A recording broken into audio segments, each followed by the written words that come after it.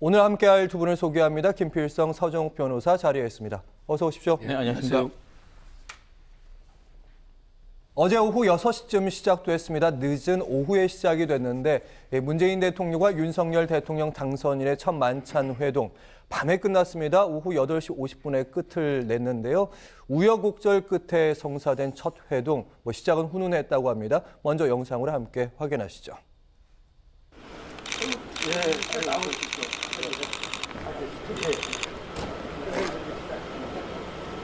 눈꽃인지 산수유잖아. 전통 한옥 건물이 없기 때문에 여러모로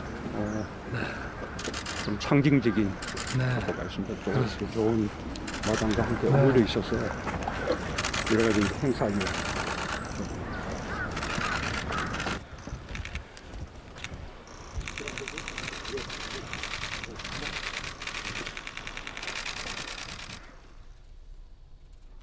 네, 보신 대로 화기애애하게 시작을 했다고 합니다. 총평을 먼저 해볼까 하는데 첫 번째는 언론에 이제 알려지기로는 한 사흘 전에 김부겸 총리가 직접 윤석열 당선인을 만나서 다리를 놨다는 얘기가 있고요. 두 번째로 방금 보신 것처럼 문 대통령이 로비를 벗어나와서 잔디밭까지 나와서 당선인 차량까지 나가서 최대한 예우를 다하는 모습을 보여줬습니다. 결국엔 이제 현재 권력이 미래 권력에게 먼저 손을 내밀었다 이렇게 봐야 되겠죠? 네, 그렇게 볼 수 있을 것 같습니다. 지금 자료화면에도 나왔지만 이제 만났던 상춘제라는 곳이 이제 청와대 내에서 한옥으로 꾸며진 시설인데 주로 이제 외국에서는 외빈들을 만나는데 사용되는 장소라고 합니다. 거기에 이제 정식으로 이제 대통령이 직접 상춘제 나와서 이제 환대를 했고. 그리고 식사나 이런 것들도 외빈을 이제 맞이해서 하는 것처럼 다 이렇게 진행이 정식으로요? 네, 정식으로 진행이 됐고 또 직접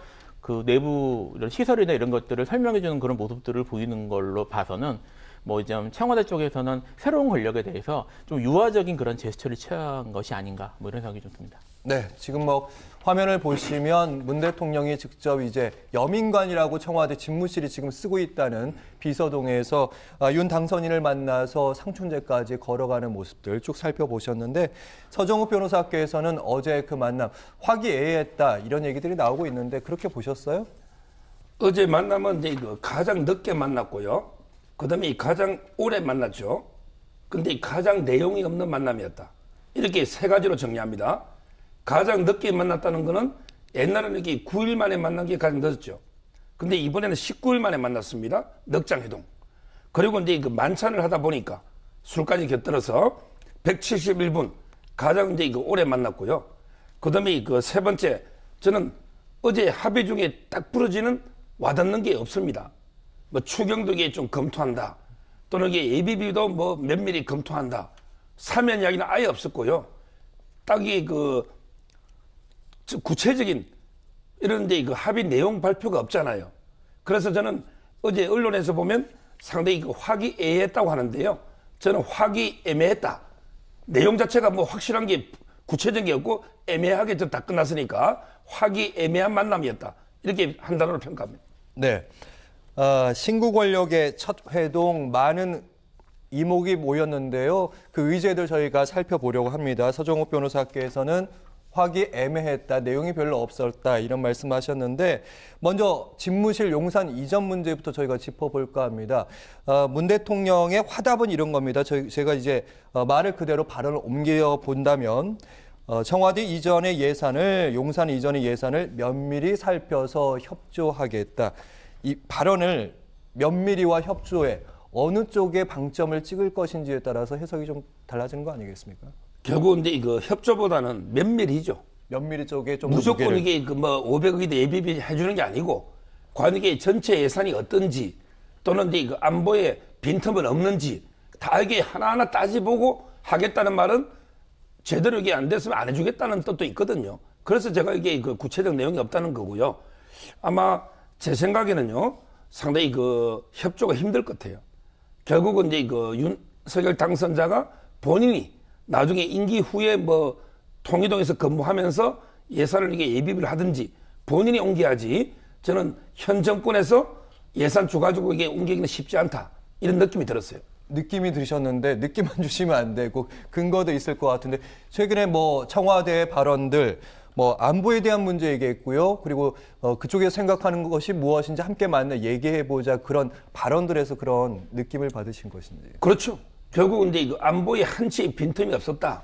이런 이야기가 있었고요. 그다음에 예산도 이제 그것만 가지고 관대하겠는가?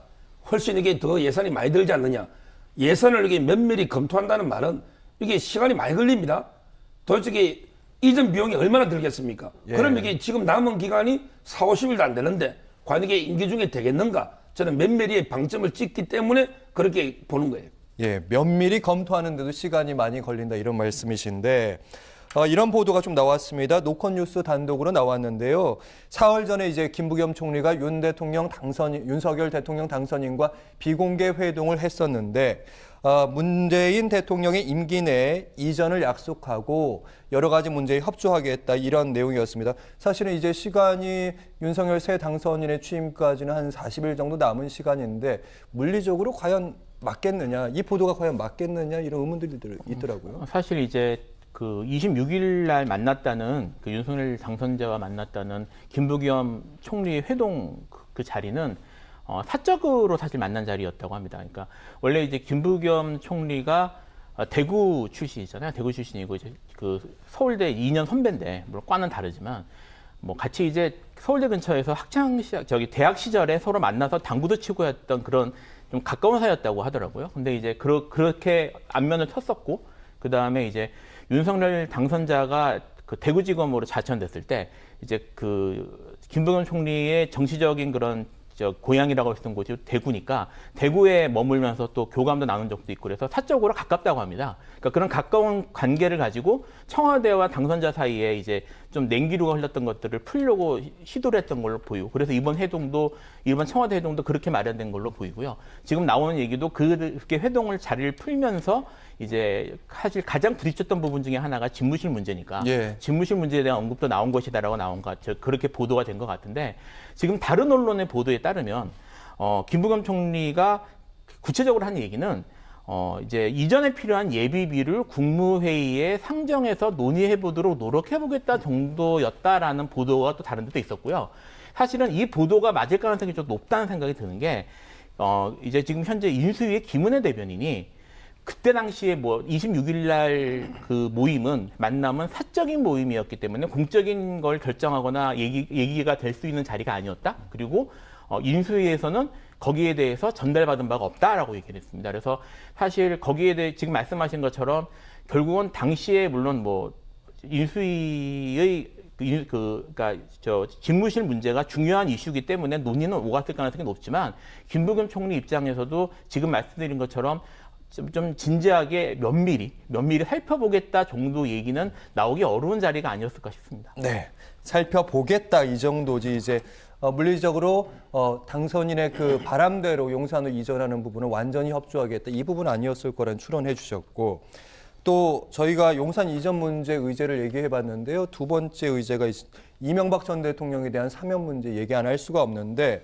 원래 윤 당선인 측에서 그동안 언론에 공개를 하면서 우리는 요구하겠다 이런 얘기를 했었는데 막상 회동 내용에서는 MB 사면 얘기는 빠졌더라고요. 사실 아까 이제 서정호 변호사님 말씀하셨던 것처럼 회동 전체적으로 그런 구체적인 사안이나 이런 것들은 논의가 되지 않았거든요. 특히 이제 그 이명박 사면의 문제 같은 경우에는 물론 뭐 양쪽 다 왜 그런 식으로 논의가 좀 두루뭉실하게 진행되는지에 대한 언급은 하지 않았기 때문에 왜 얘기하지 않았는지는 추정밖에 할 수는 없겠지만 현재 지금 이제 여론조사나 이런 것들 결과를 보면 여론이 그렇게 호의적이지는 않은 것 같습니다. 사실 이제 6월 1일 날 또 그 지방선거가 앞서 남아있는 상태에서 사실은 원래 이제 현 정권, 그러니까 문재인 대통령이 사면을 해준다는 것은 다음 정권에 부담을 주지 않겠다는 의미에서 사실은 뭐 그런 사면들이 이런 의미에서 이루어진다고 볼 수가 있는 것인데 예. 문재인 대통령 입장에서는 그것이 여론이 좋지 않은 상태에서 사면을 하는 것이 이후에 있는 지방선거도 있고 다른 이런 이유 때문에 좀 부담스러울 가능성이 높아 보여서 그래서 아마 문재인 대통령 입장에서도 좀 언급하기는 어려울 것 같고 그다음에 당선자 쪽에서도 어쨌든 여기에 대해서 강하게 이렇게 요구하는 모습을 보이면 이후에 국정 방향이나 아니면 이제 처음 시작할 때 뭐 현재 사실 그 당선자의 지지율이나 뭐 기대감 같은 것들도 좀 낮게 나오는 상황이어서 정치적으로 좀 부담을 느끼는 게 아닌가. 그래서 지금 양쪽 다 이거에 대해서 구체적으로 얘기하기는 좀 부담스러운 상황인 것 같습니다. 네. 그래서 사실은 현 청와대도 이명박 전 대통령의 사면은 이제 박근혜 전 대통령과는 다르다. 계속해서 부정적인 입장을 밝혀왔었는데 그나마 우리가 가능성 하나를 추론을 좀 해보자면 원하는 방식, 가능한 방식을 하나가 있는데 당선인이 좀 건의를 하고 아니면 이제 문재인 대통령이 수용하는 방식, 서로 부담을 약간씩 나누는 방식, 요거 하나 생각해 볼 수 있는데 그런 방식이 가능할까요? 앞으로도? 그것도 이게 물 건너갔다 봐야죠. 왜냐하면 이게 저는 윤석열 당선인은 이제 이거 사면 요구를 아예 안 했잖아요. 대화도 이게 꺼내지 않았거든요. 그런데 왜 그러냐면 실무 협상에서 이미 저는 부결됐다 봅니다. 장제원 의원하고 이제 이철이 정무수석이요? 예. 미리 이제 사전에 조율했잖아요. 아마 그때는 이게 사면 이야기를 했겠죠. 그런데 이철이 수석 입장에서 이게 곤란하다 받아들이기. 아마 이게 그래서 그게 합의가 안 됐기 때문에 괜히 이제 안 된 걸 어제 또 만나면서 얼굴 붉히면 이게 또 요구할 필요가 없잖아요. 그래서 이게 거론이 안 된 거다 이렇게 보이고요. 저는 결국 이게 제 개인적으로는 이제 사면을 좀 저는 결자 해지 차원에서 풀고 이게 가는 게 통합이나 협치에 맞는데 왜 안 되느냐면 바로 이게 아직 선거 중입니다.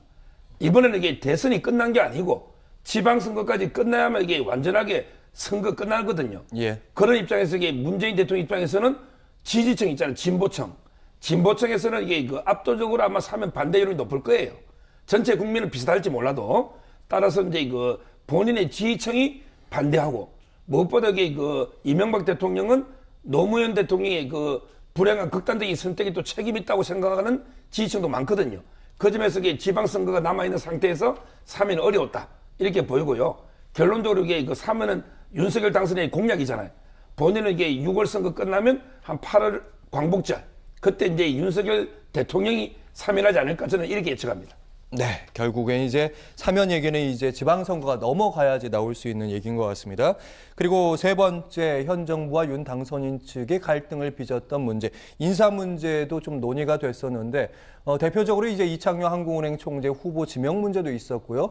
감사위원 후임 인사 등의 문제도 있었는데 일단 감사위원 같은 경우는 감사원에서 이제 현 정부 내에서는 인선을 하지 않겠다 하면서 좀 정리되는 분위기고 또 장제원 비서실장의 얘기로는 이 부분에 대해서 장제원 비서실장 그리고 이철희 정무수석이 실무에서 정리해 나가겠다. 이 정도 되면 이제 정리되는 수순이다. 더 큰 파열음은 나오지 않겠다. 이렇게 볼 수 있나요? 그렇죠.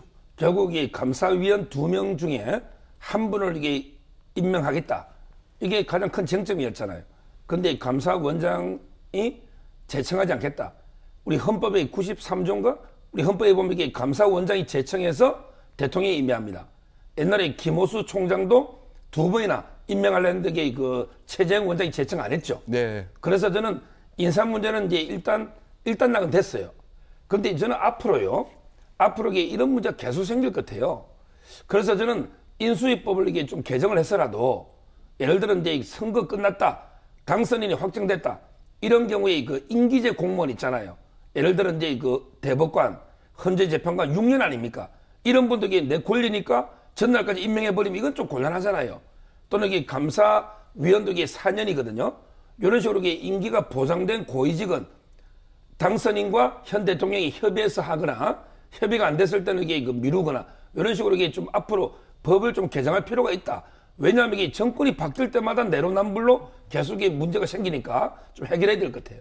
근본적으로. 네. 이 부분에 대한 문제. 그러니까 현 정부의 대통령과 새로운 대통령이 들어서게 되면 그 대통령과 임기를 같이 하는 다른 공공기관 인사들 아니면 다른 정부 부처의 인사들은 어떻게 해야 될지 여기에 대한 그 부분도 임기에 대한 부분도 법적으로 마련해야 되는 거 아니에요? 이 부분에 대한 김필성 변호사의 의견도 좀 궁금하고요. 그리고 추경 얘기도 저희가 논의된 걸로는 일단 얘기가 있는데 공감대 있었다 이 정도 전해지고 있습니다. 근데 일단 문재인 정부에서는 현 정부 내에서는 추경하지 않겠다가 공식적인 방침이긴 했는데 어느 정도 손 잡았습니다. 뭐 일단 뭐 장제원 비서실장이 이제 회동을 마치고 나와서 추경이 필요하다는 점에 대해서 공감대가 있었다라는 정도의 표현을 했습니다. 근데 그러나 이제 구체적 규모나 시기 등에 대해서는 이것도 실무진에게 맡기는 그런 모습이었거든요. 사실 그래서 이게 실제로 추경이 정말 이루어질 수 있을지 여부에 대해서는 좀 지켜봐야 될 것 같습니다. 사실 이게 이제 추경이 되면 규모가 상당히 클 텐데 50조 얘기하고 있습니다. 네, 뭐 그렇게 액수가 나오니까요. 그 정도 액수의 금액을 이제 며칠 안 남은 대통령과 정부가 그걸 집행하고 나가는 게 타당한지 여부에 대한 논의도 좀 거기에 대한 부담이 좀 있을 수도 있고요. 그리고 사실 어쨌든 추경이나 이런 것들의 집행이나 이런 것들은 새로운 정부에서 결국 뒷감당까지 해야 되는 문제이기 때문에 그래서 그쪽에서 책임진다는 측면에서도 새 정부에서 진행해야 되는 게 아닌가 이렇게 생각할 수도 있거든요. 근데 이제 지금 그럼에도 불구하고 이거를 빨리 진행하려고 하는 이유는 어쨌든 코로나 때문에 고통을 겪고 있는 그 자영업자들이나 이제 어려운 사람들이 많기 때문에 하루빨리 지원을 해야 된다는 이유 때문에 이제 그런 얘기가 나온 것 같습니다만 네. 실무진 내에서 이것이 과연 이제 얘기가 잘 될 것인가 특히 이제 문재인 정권의 홍남기 부총리가 재정적으로 그쪽엔 상당히 보수적인 입장을 보여왔기 때문에 이거를 집권 말기에서 자기의 이제 곧 물러날 부총리가 거기에 대해서 입장을 바꿀지 여부는 좀 지켜봐야 될 것 같습니다. 네. 이 부분에서 이제 어느 정도 규모를 할 것이냐, 50조 얘기도 나오고 있고 35조 얘기도 나오고 있고 한쪽에서는 국채를 좀 발행하자, 한쪽에서는 이제 예산을 이제 구조조정을 하자 이런 측면에서 좀 엇갈리고 있어서 어떻게 될지 여러 가지 변수들이 있습니다.